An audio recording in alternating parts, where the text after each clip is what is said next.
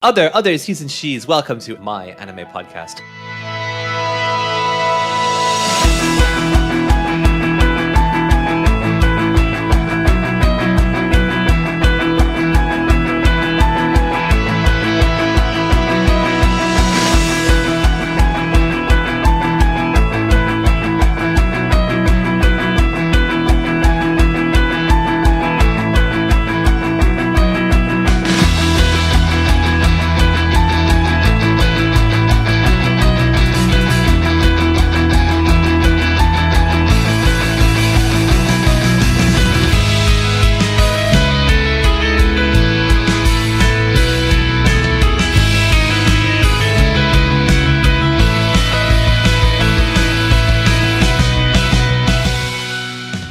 This show sort of lands somewhere between Howl's Moving Castle and The Last Unicorn, where it's a fundamentally sad premise where you have these other creatures, right? These other people who are sort of outside of time. Because of that, and because of the fact that humanity is so subject to the vicissitudes of time, it's always going to be very sad and depressing when you bring in this ephemeral interplay between these eternal creatures and human.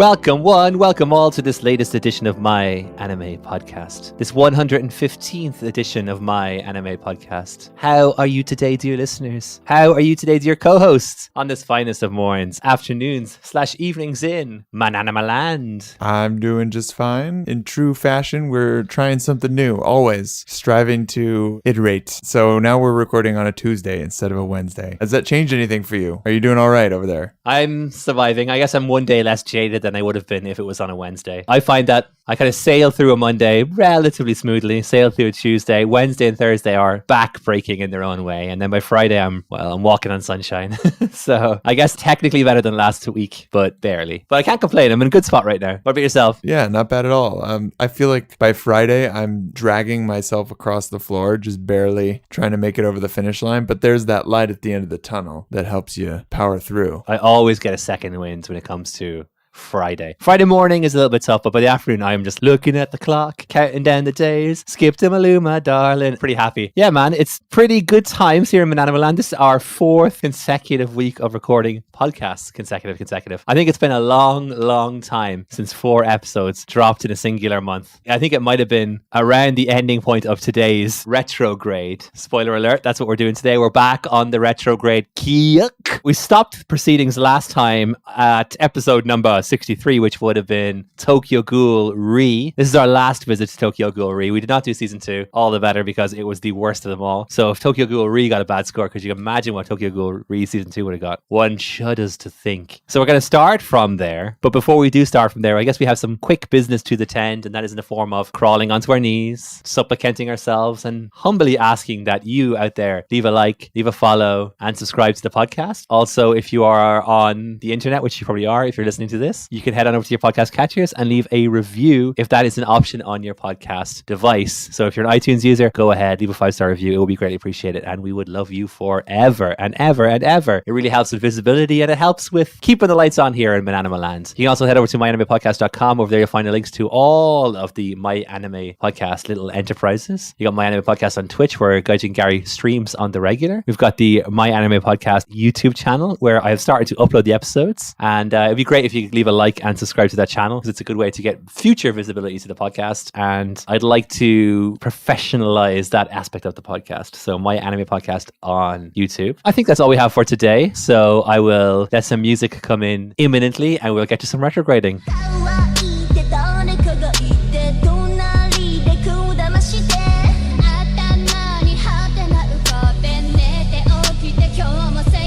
Here we go. Retrograde part 3 ... No clever pun for this time around. I can't really think of what to call this particular period of time. So I just went for the Middle Ages because it's around halfway point in the podcast in terms of episode numbers. The Dark Ages. The Dark Ages. I think we hit a stride, that was for sure. We kind of got into a rhythm around here. We started doing a lot of the 5-star reviews. We'll see a lot of those coming up. I think we also started Lowenreich Saga around this time as well. We did. Maybe that's something we'll see again in the future. Maybe, question mark. Lots of things coming up in the future once we get our feet firmly under the table. So if you are not familiar with retrogrades, and I feel like most people are at this point, but you never know. For those at the back who weren't paying attention, what we are doing is we're going through every single episode of the podcast and retrograding every single anime that we've covered in the podcast as a collective over the past 115 episodes to get a compendium, magical index of all of our shows reviewed and use the new grading strategy that we are using. So we have, a record of everything that we've done, like a nice little historical document. So the grading system that we're using is what Taka is going to explain to us now. So if you know, just tuning in, we're giving things a score out of 5, like 5-star review shows. We're giving them 5 categories and also a score out of 5 for each of those 5s. Then we are rounding our scores together and taking the average and coming up with a final grade that reflects our podcast's score. So the 5 categories, we grade them on our character, plot, visual art, sound, and enjoyment. These are all very subjective categories. And so Yata and I are just pinning a number on each one, but hopefully in the categorization of these different aspects of a show, we're able to more concretely express how we feel as opposed to just throwing out a random letter grade. And they were random, trust me. Yeah, at some point you're just pulling out your book, flipping to a random page and seeing what letter was the first one. I used to go for a lot of alliteration. D for diabolic. Yeah, exactly. F for fun.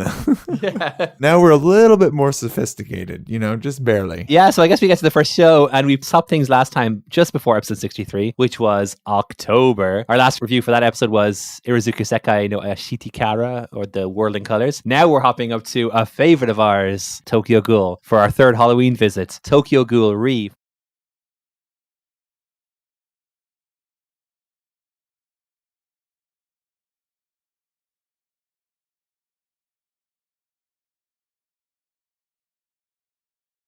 All right, for Tokyo Ghoul Re, Yata gave characters a 2.5 and I gave them a 2.0. Plot, Yata said 2.0 and I came in at a 1.5. Visual art was 1.5 apiece. Sound, you gave it a 4.0, I gave it a 3.0, and enjoyment, Yata gave it a 3.0 and I gave it a 2.0 for a final average score of 2.3. That, I believe, is the lowest score we've had so far on the podcast. In the mid-tier again, just like Satsuriki no Tenchi was and some other shows last time. But this time it's below the median. It's below the belt of the equator. We're talking downtown. We're talking thumb in the bum territory. If we were giving this a letter grade, I think it would have been D for disappointment. Yeah, I think I would have probably given it a C. I was very forgiving of this particular manifestation of Tokyo Ghoul. There was elements to it that I enjoyed. I actually liked the premise a lot. This idea that Kaneki was now Hisei and he was working with this little band of misfits. I thought there was a lot of potential in the misfits, and that's why I was higher on the characters than I was in other areas of the show. However, the pacing was really, really bad. Really bad. They were just trying to cram in an obscene amount of material. So this is something that we were talking about earlier on in the first retrograde. What ended up happening was we moved away from this sort of balance of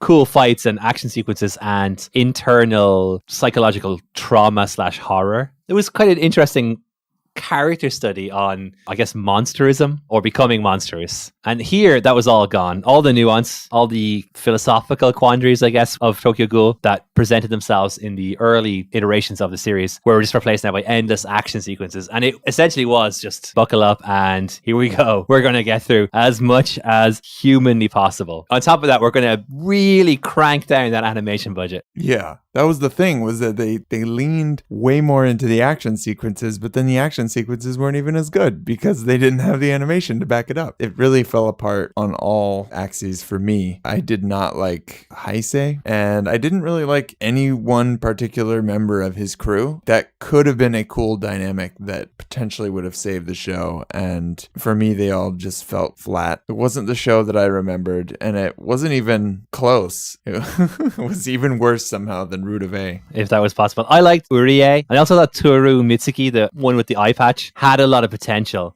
But at a certain point, that character just went so far off the rails. But that was in part 2, which is objectively one of the worst things I've ever seen in the podcasting years. Both shows are pretty poor. I have to call this one, for me, like, even though I enjoyed it, it's not good. And there's no way you can squint and turn your head and pretend that it's good. Yeah, 2.3 is, even that is probably generous, honestly. But that's just the advantage of having one member of a duo in your side sympathetically. Yeah, man, Tokyo Ghoul, it sucked. But that's the last time we will probably deal with it ever, unless we get like a reboot series down the line. Well, I think it officially killed the Tokyo Ghoul tradition for Halloween. It was like, once bitten, twice shy, 3 times. Don't want to touch that with a 10-foot pole. We're done. Okay, well, speaking of polarizing shows, we mentioned that the Low and Right Saga was a thing that was around this time. It was literally the next episode. We got Sword Art Online for episode 64 as we entered into the short-lived but fondly remembered Isekai November.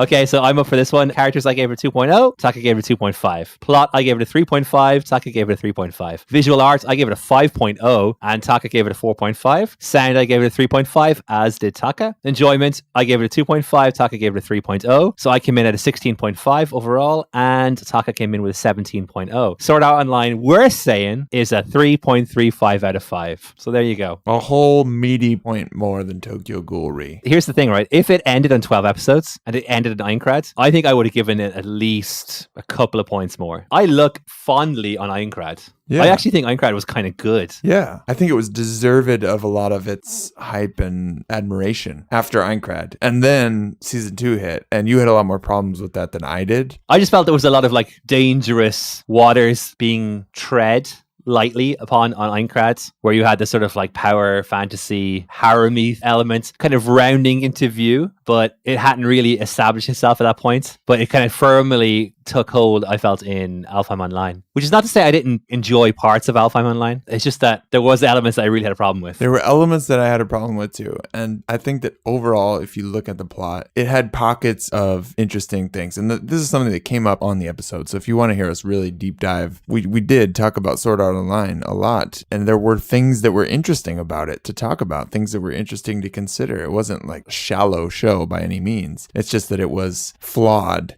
in certain aspects, mostly from a writing perspective. But it was also, as you kind of hinted at with your scores, visually stunning. There's a reason why people were losing their minds over the show. It looked great and was, for the most part, pretty well acted. It was, I would say, one of the best isekai that had come out. It was hard to argue against that. I mean, there were obviously stronger stories that had come out, but as a whole product, this thing was pretty well polished. Yeah, we also addressed the controversy over whether or not it's actually an isekai in one of the episodes. We're both of the opinion that it is an isekai, but we know that's not a consensus across the board. But whatever. The thing about this one is this opened the gates for a genre or a subgenre of anime that I actually really enjoy, and that is isekai. Now, granted, you do get a barrage of isekai, it seems like every year, at least 10 to 15 titles every year, and it feels like every season. But I feel like there's been some really strong isekai post this that I've really, really enjoyed. I think it's a cool genre.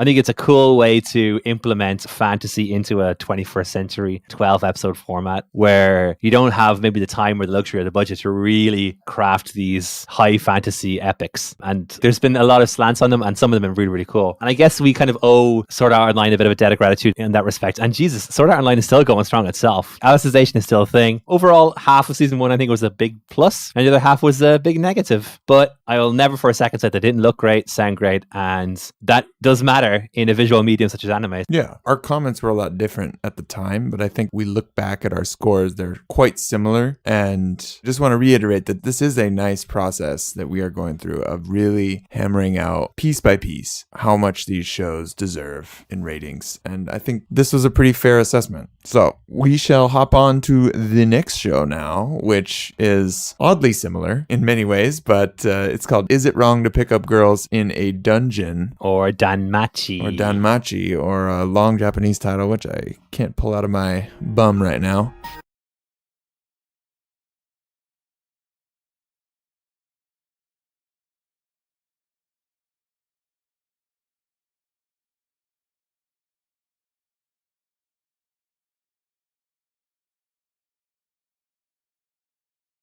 So we're going to go with Is It Wrong to Pick Up Girls in a Dungeon? This was our episode 66 show. And for the ratings, Yata gave the characters a 3.5 and I had them at a 2.0. Yata said the plot was a 3.0 and I had it at a 2.0. Yata gave the visual art a 4.0 and I had it at 3.0. Sound, you gave it a 3.5 and I gave it a 3.0. Enjoyment, you were at a 4.0 and I was at a 2.0. Wow, this is a big gap. Final score from you of 18 to my 12, leading to a 3.0. So just some context here. Taka rates this one lower than I rated Tokyo Ghoul Re. This is like the most divergent takes we possibly had so far. Possibly Tokyo Ghoul Root of 8. I know there was quite a gap between those two as well. I really enjoyed Danmachi. I'm not going to lie. I love the characters. It's my favorite waifu show. I know that's such an arbitrary thing, but I just love the character designs in the show. And I just love the bevy of beautiful fantasy ladies that we encounter on this journey. I think the cast is fun and colorful. I like the mechanics of the world. This abyss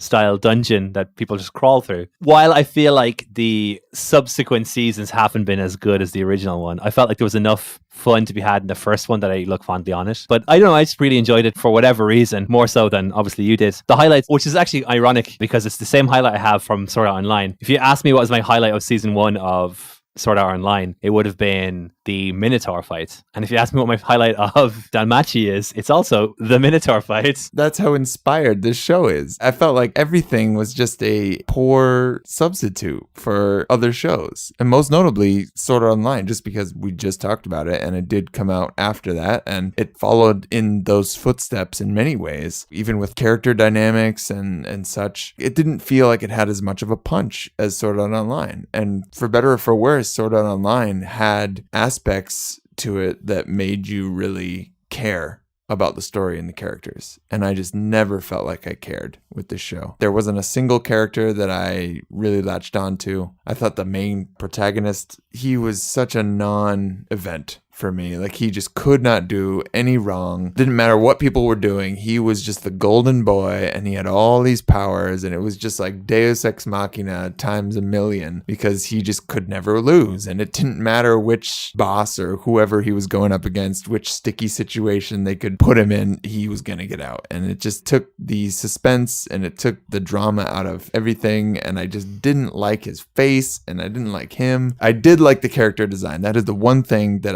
I will say that this show had going for it, and I gave it a decent visual art score because of it. I didn't think that the world was amazingly designed or illustrated for that matter, but I did think the characters were, for the most part, put together very strikingly. And when I say that, I'm sure most of you have seen this, have an image in your head, because that image changed the industry of anime. Brestia? That is Brestia's boob string. For whatever reason, that has gone down to shape the zeitgeist in such a way that I can't explain. And I kind of get it, but at the same time, all of the power fantasy, misogyny, and stuff that goes along with a lot of these game or isekais or any sort of anime, really. Things that appeal to the otaku, the quintessential otaku. I thought that this was kind of the worst of that in a way. Wow.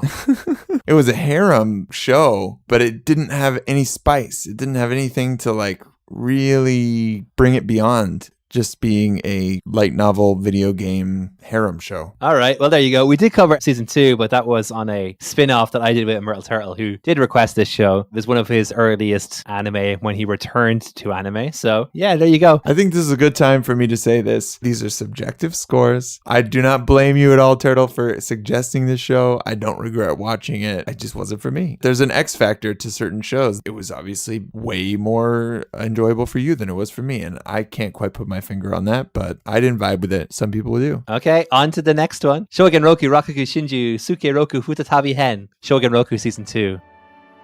Okay, so our scores for Season 2, we have characters, I gave it a 5, Taka gave it a 5. Plot, I gave it a 5, Taka gave it a 5. Sound, I gave it a 5, Taka gave it a 5. Enjoyment, I gave it a 5, Taka gave it a 5. I did skip over a category, and that was visual arts. And I really, really wish I could give it a 5, but it was both a 4.0 from myself and a 4.0 from Taka. So it did not run the gamut.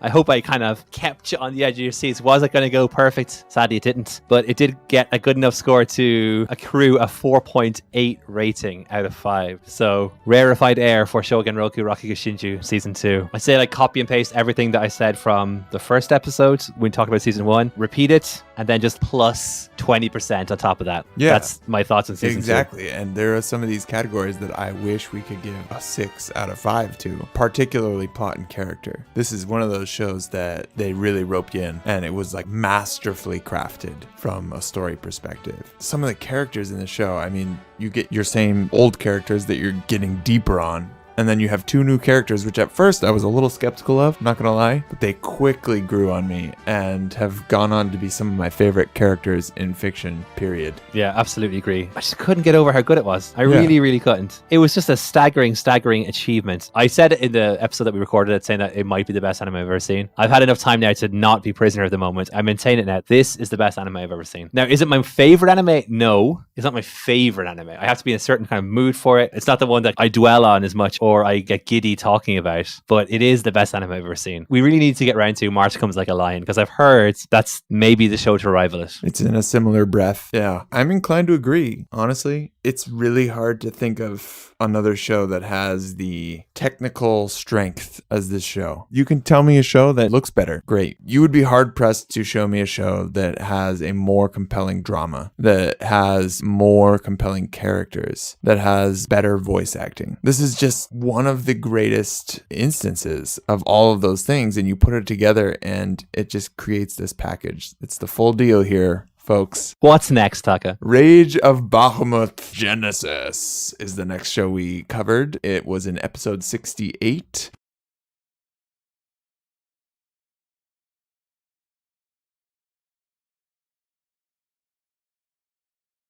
Scores go as follows. Yata gave the characters a 4.0, and I did as well. Yata gave the plot a 3.0, and I gave it a 3.5. Yata gave the visual art a 4.5, and I gave it a 4.0. Yata gave the sound a 3.5, and I gave it a 4.0. And Yata had the enjoyment at 4.0, and I had it at 4.5, for a total combined score of 3.9 out of 5. I wasn't sure how this was going to turn out. I felt like other shows that had a pretty good sense of where you were going to go, and obviously I knew where I was going to go. But this one, I really felt unsure about where we both lay on it, if that makes sense. I really had to dwell on this one. I really enjoyed Rage of Bahamut. I did too. It's probably one of those shows that's kind of fallen away in the meantime. I don't hear much Genesis discussion or Virgin Soul discussion for that matter. At the time when it came out, it was subject to quite a degree of hype, and I guess since the mobile game that it was championing withered and dithered and died, the legacy of Rage of Bahamut might have died along with it. But what's left, if you find this on your travels through the anime, you get yourself a pretty good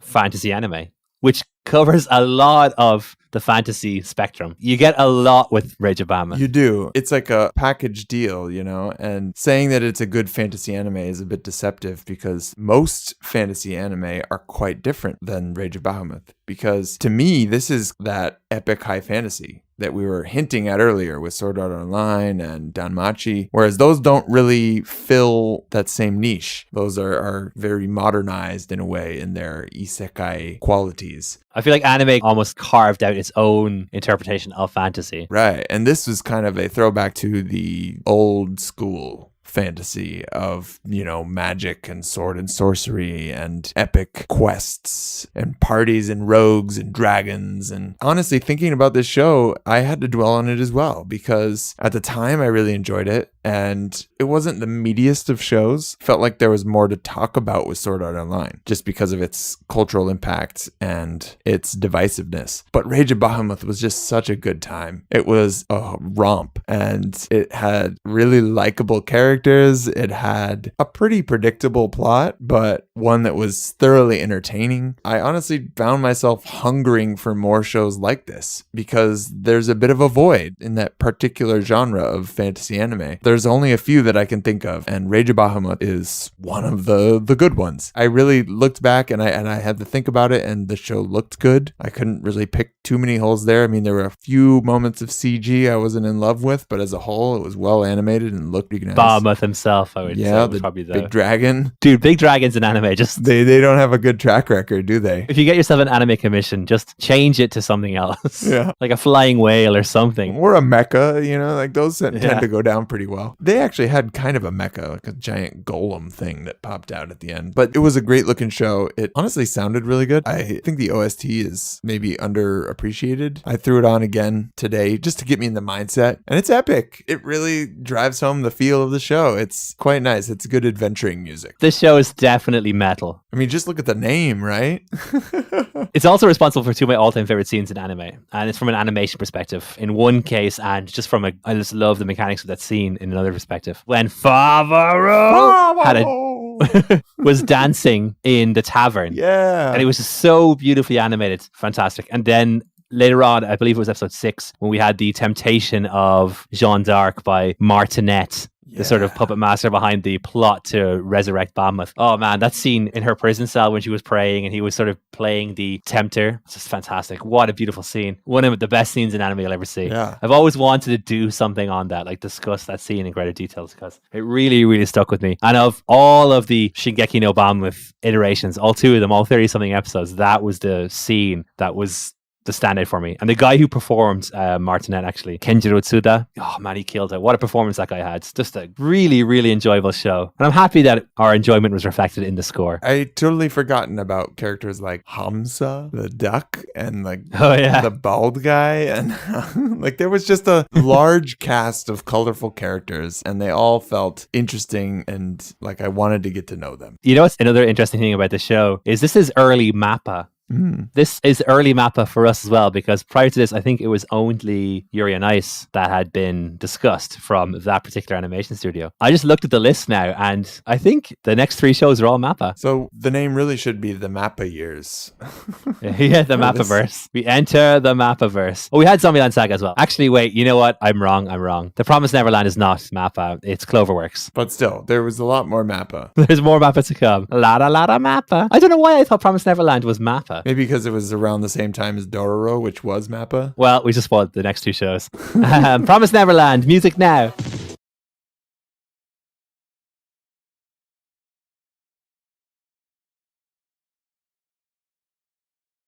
So, for The Promised Neverland, I gave characters a 4.5, as did Taka. Plot was 4.5 for myself, and it was also from Taka. Visual art was a 4.0 for myself, and the same for Taka. Sound was a 4.0, and Taka gave it a 4.5. Enjoyment, I gave it a 4.5, and Taka gave it a 4.5 also. Put it all together with the world's best mayonnaise. And The Promised Neverland Season 1 got 4.35 out of 5. And a very respectable show for a very enjoyable series. And probably my favorite weekly watch anime that we have done. Promised Neverland was just delightful. It was so intriguing, it was so gripping, it was so suited to a weekly discussion. Yeah, it gave us a lot to talk about because of the mystery nature. And it was just one of those edge of your seat kind of rooting for the main characters shows. And yeah, that made a great weekly watch. It was beautifully animated. I thought that it was very well acted as well. And some of those characters would just really stood out to me, particularly Mom.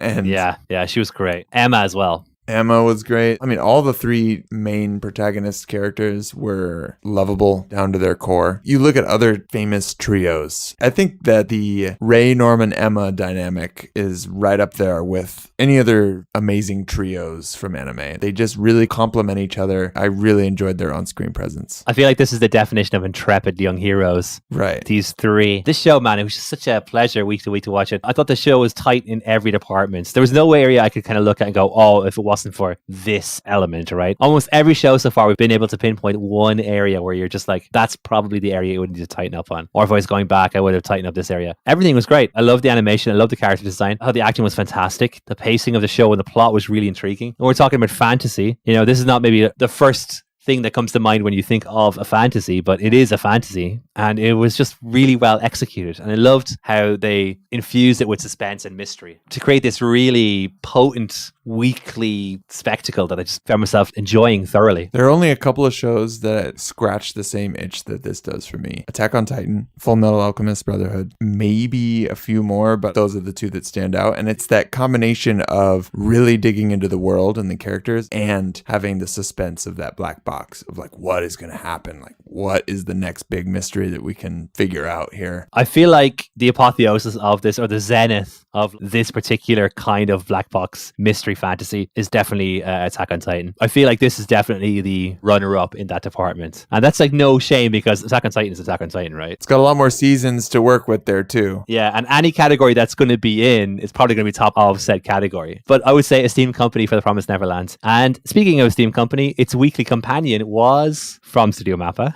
and that is Dororo.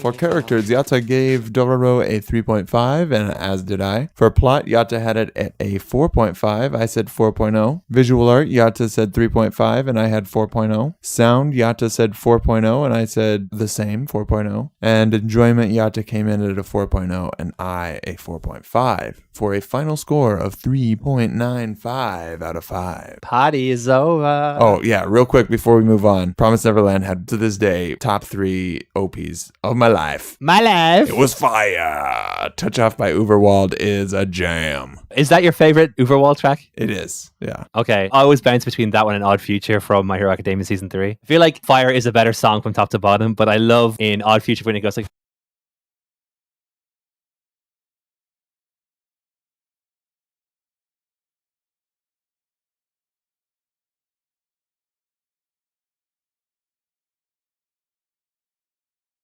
that part, and just when the synth comes in, the doo, doo, doo, doo.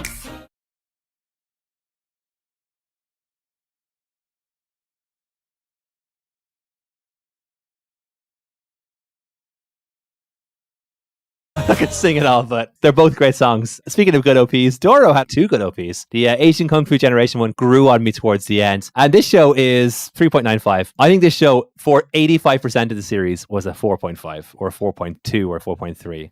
Yeah. There was just parts of it that really let it down. And I'm talking about that weird patch towards like episode 14, 15, 16, where they got a couple of guest animators in, a couple of guest directors in, and the whole thing just sort of went like, what happened there? Shudder. Yeah. Yeah. I think it was the butterfly people. I don't know if you remember that particular string of episodes where they had I don't know if it was a son or there was a family. For one, it felt really removed from the main plot itself. Even though it was very episodic, you go, we find the demon, you kill the demon, you get your body part back, right? He didn't even get his body part back for this part. There was no side plot with his family going at the same time. It was just a very weird little chunk of the show. In saying that though, conclusion was really, really great. I loved the ending. I loved the kind of contrast between Tahumaru and Hyakumaru. Dororo was just adorable. Great show. Really, really enjoyable experience. Just not the complete package, the way that The Promised Neverland was. And by the way, we should add that inconsistency swung both ways. There was one episode that was just really well animated. There was some noticeable spikes in animation as well as the dips. I guess the hot new goodness right now is Jujutsu Kaisen.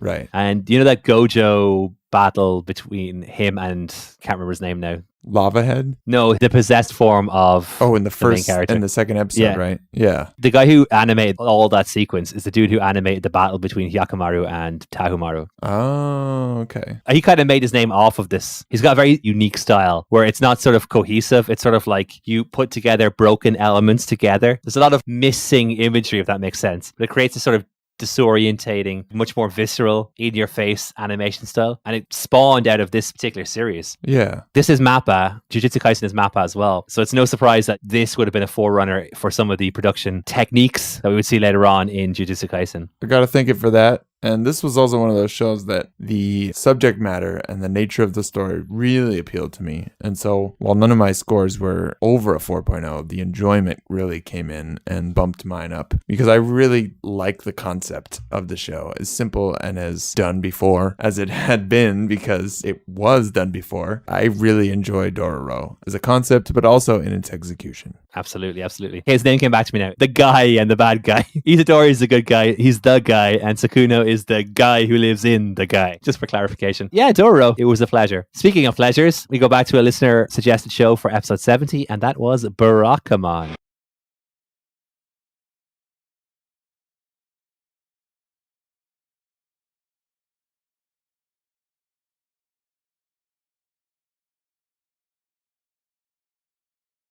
So for Barakamon, Yata gave the characters a 5.0, and I did as well. Yata gave the plot a 4.0, and I did as well. Yata gave the visual art a 4.5, and I came in at 4.0. Sound, Yata had at 3.5, and so did I. Enjoyment, Yata gave it a 5.0, and I said 4.5, for a total score of 4.3 out of 5. Dude, Barakamon is one of my top 5 favorite anime. I resolved that fact in the interim period between us reviewing the show and now us talking about it again all these months and years later. When we did it for the show, that was the second time I'd seen Barakamon. I've seen Barakamon 5 times now, so 3 more times since this. Dude, I just really, really like that show. I think it's the perfect length in 12 episodes. I love the characters. Like all of the characters. It's so sweet and it's so funny. And the animation is so good. It's so idyllic. I kind of want to go to the Goto Islands and just experience that sort of getting away from it all existence. I think this show, in a very different way from Land of the Lustrous, which is, you know, a very rich show thoughts-wise, where you can really mine a lot of theories and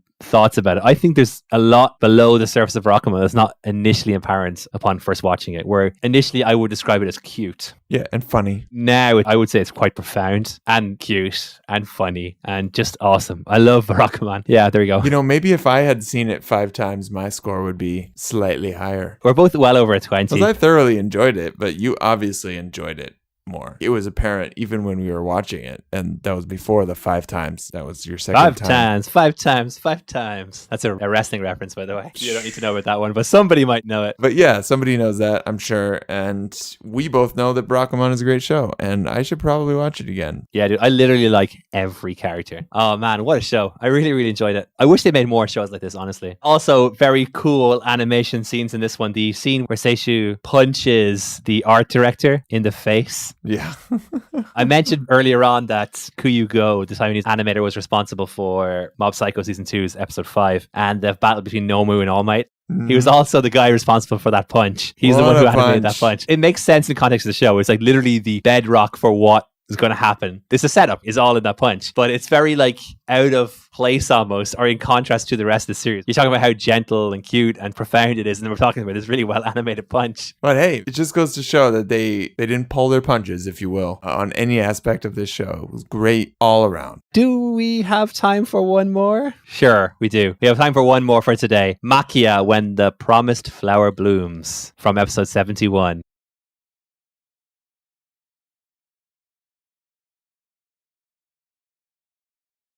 For the characters, I gave it a 3.0. Taka gave it a 3.0 also. For plot, I gave it a 3.5. Taka gave it a 3.5 also. For visual arts, I gave it a 4.5. Taka gave it a 4.5 also. For sound, I gave it a 4.0. Taka gave it a 4.0 also. For enjoyment, I gave it a 3.5. And Taka gave it a 3.5 also. For a 3.7 out of 5. Woo! We are in agreement. Run the gamut all the way down, baby. Yeah. Makia is a 3.7 out of 5. We are in agreement. That's never happened before, I don't believe. Or at least it hasn't happened during the retrograde. Yeah, it hasn't happened yet. I don't know. We were just very in line for this one, I think. And honestly, I liked this movie, but I don't remember that much of it for whatever reason. It was kind of one of those, like, let it wash over you experiences. And I had to, like, go look up a lot of the plot points. And even then, I was like, oh, yeah, it was pretty good. And I think that our scores reflect that because the visual art's great. You can go back and look at it. You can't deny that it was a beautiful show. The music was really good, too. The music was really good, too. But there was just nothing that really splashed and made an impact on my psyche. This show sort of lands somewhere between Howl's Moving Castle and The Last Unicorn, where it's a fundamentally sad premise where you have these other creatures, right? These other people who are sort of outside of time, and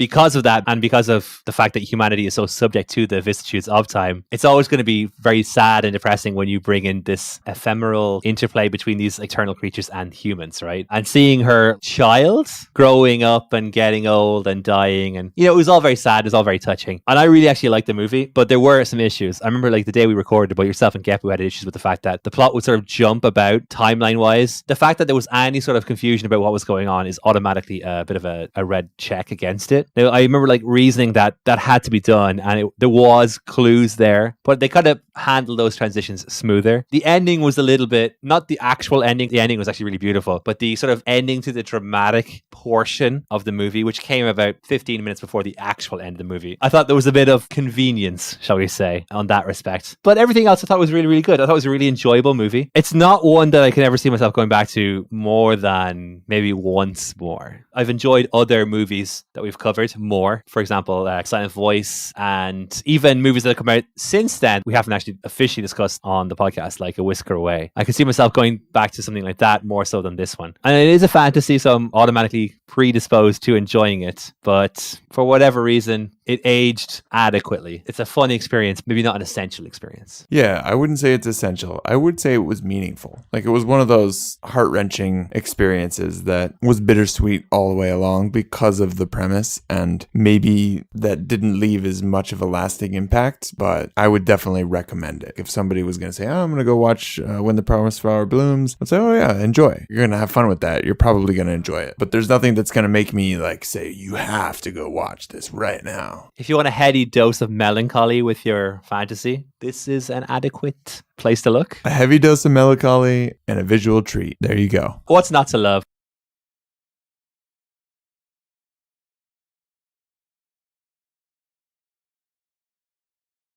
I've got one last question that I'd like to end on. It's just kind of a quick one. Which one of these shows that we talked about today, from the middle years, or the Middle Ages, if you will, are you going to go watch an episode of first? Which one are you going to come back to? Barakamon? Yeah, definitely. But it's hard to say that because I think episode 10 of Shogun Roku Raku Shinju season 2, that's a bit of an all-timer.